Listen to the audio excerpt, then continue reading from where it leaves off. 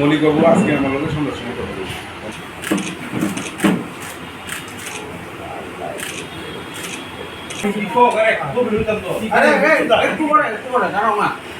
তবে আটক এই বিষয়টা একটু বলি।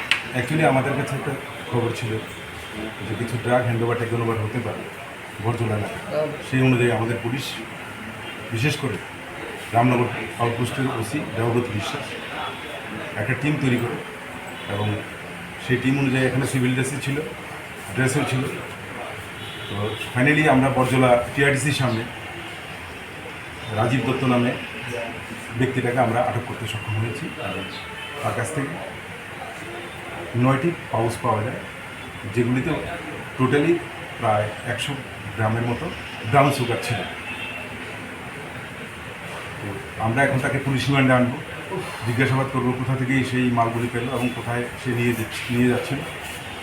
তো আজকে তাকে পুলিশ রিমান্ডের জন্য কোর্টে প্রেরণ করা হবে। কালো বাজার মূল্য কত হবে?